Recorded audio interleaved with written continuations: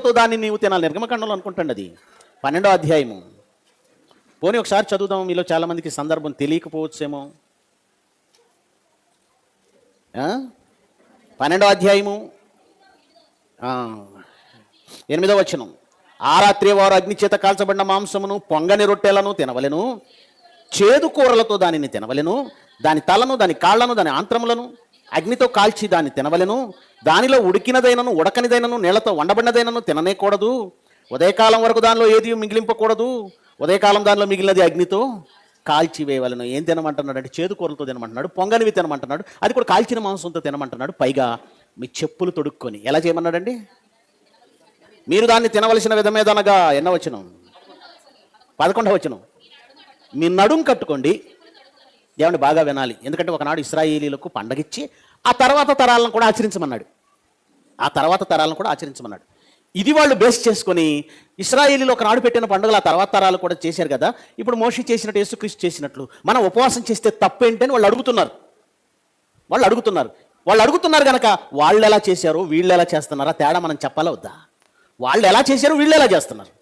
వాళ్ళు ఎలా చేశారు, దేవుడు ఏం చెప్పాడంటే మీరు దాన్ని తినవలసిన విధమేదనగా మీ నడుం కట్టుకోండి. ఎవడైనా భోజనం చేసేటప్పుడు నడుం బెల్ట్ లూజ్ చేస్తాడా, గట్టి కట్టుకుంటాడా? ఏమండి వెళ్ళి టోటల్గా డ్రెస్ తీసేసి చక్కగా లుంగి కట్టుకొని ఆ లుంగి కూడా లూజ్గా ఉంచుకొని కడుపు పట్టేటట్టు తినేస్తాం. తినేటప్పుడు ఎవడైనా నడుం కట్టుకుంటాడు కానీ నడుం లూజ్ చేసుకుంటాడని కట్టుకోరు కదా. కానీ దేవుడు విచిత్రంగా ఏమన్నాడంటే మీ నడుము కట్టుకొని మీ చెప్పులు తొడుక్కొని. భోజనం చేసేటప్పుడు చెప్పులు తొడుక్కోవడం ఏంటండి? కర్ర చేత పట్టుకోవడం. మీ ఇంట్లో ఇలాంటి అలవాట్లు ఉన్నాయి ఎక్కడన్నా? నడుం కట్టుకోవాలట, చెప్పులు తొడుక్కోవాలట, కర్ర చేత పట్టుకోవాలట. ఏంటి చేదు కూరలు తినటం స్పీడ్గా తినాలా? నోటికి టేస్ట్గా ఉన్నదైతే స్పీడ్గా లాగిస్తాం, ఎందుకంటే అది తొందరగా లాగిస్తే ఇంకొంచెం వేస్తుందమ్మా.